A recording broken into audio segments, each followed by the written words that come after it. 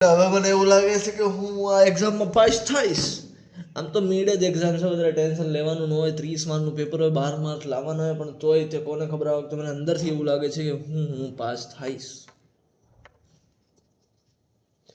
કેમ કે યાર મને આમાંથી કાંઈ સમજાતું નથી અને સમજાય જે છે એ યાદ નથી રહેતું.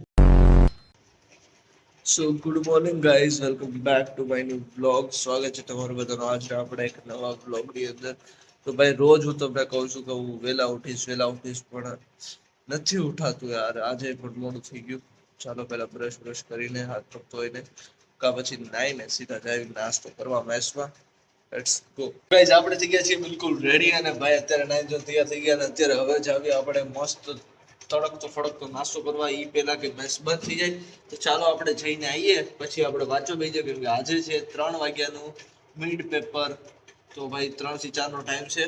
તો જેટલો ટાઈમ મારી પાસે છે એટલો ટાઈમમાં આપણે વાંચી લેવી. જેટલી વસ્તુ વાંચી છે, તૈયારી કરી છે, બધું રિવિઝન કરી લેવી, પછી એક્ઝામ દેવા જાઉં નિરાતે રિલેક્સ થઈને. ગાઈઝ આપણે જમી કાઢીને નાસ્તો કરીને આવી ગયા છીએ પાછા આપણા રૂમ અને લેટ્સ ગો ટુ ભાઈ વાંચવા બેસી જાય શાંતિથી. આપણે બીજું કંઈ નથી કરવું.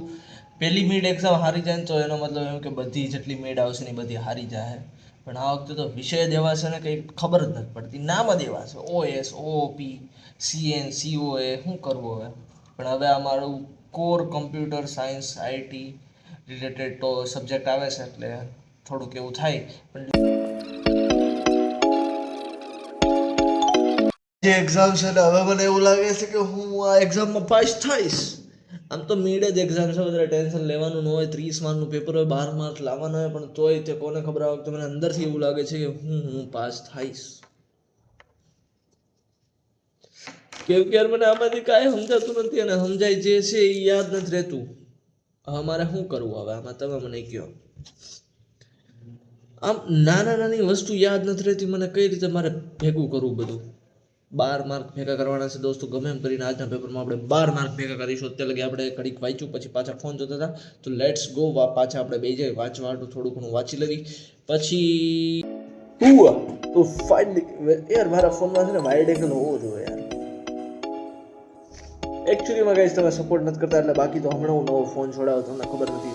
बहुत पैसा रहता है. Let's go. कितने JRE JDK JIT. So what is it JDK? JDK.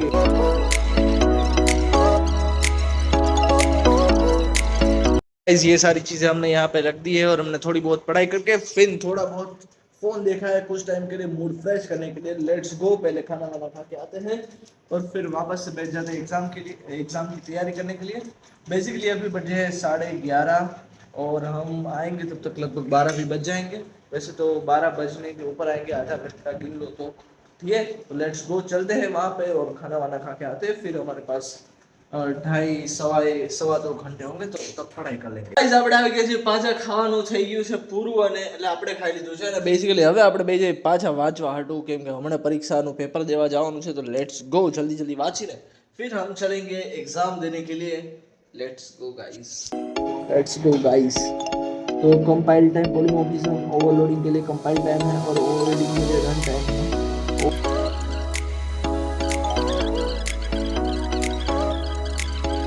પાછળનું કામ પૂરું થઈ ગયું છે અત્યારે અને આપણે મસ્ત હાથ પગ ધોઈને આવી ગયા છીએ. હાલો હવે જલ્દીથી આપણે જઈએ પેપર દેવા. કેમ કે ટાઈમ થઈ જવાનો છે. આપણે અત્યારે વાગ્યા છે લગભગ 2:15 તો લેટ્સ ગો. 3 વાગ્યાનું પેપર છે તો આપણે ત્યાં જઈએ, બધા પાસે આઈએમપી થોડું ઘણું લઈએ અને ત્યાં જઈને થોડી તૈયારી કરીએ. Let's go.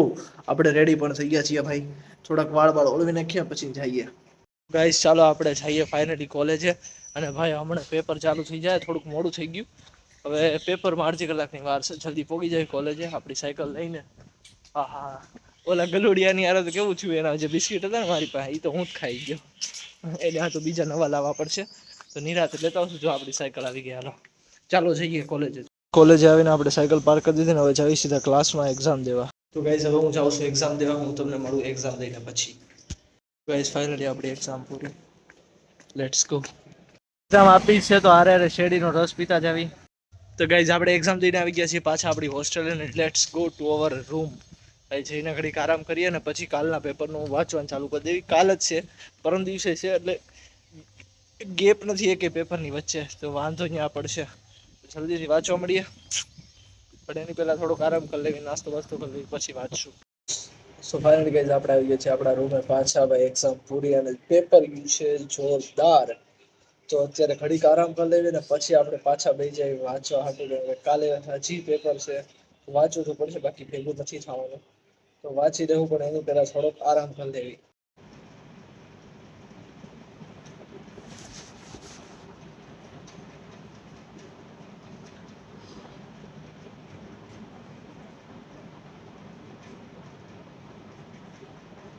ચલો ગાઈઝ હવે વાંચવા બેસી જવી.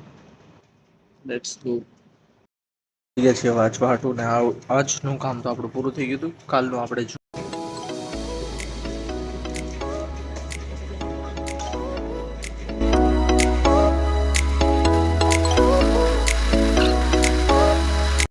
આપણે અહીંયા પાથરીને બેઠા થા ગઈશ, પણ આપણે કઈ વચાણું નથી કેમ કે મને ઊંઘ આવવા મળી હતી.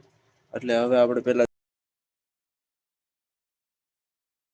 પાછા આવી ગયા છીએ ને અત્યારે આપણે ઘડીએ ફોન જોઈએ અને પછી પાછા બેસી જાવી વાંચવા માટે, કેમ કે યાર આ જે વિષયની એક્ઝામ છે એટલે મિડ એક્ઝામ છે એનો સિલેબસ થોડોક મોટો છે, તો આપણે વાંચવું પડશે.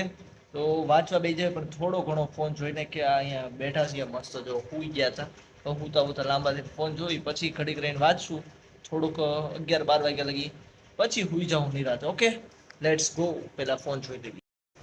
तो गाइस चलो वापस से हम बैठ चुके हैं पढ़ाई करने के लिए, क्योंकि यार ये तो ज़रूरी है, उसके अलावा तो होने वाला है नहीं.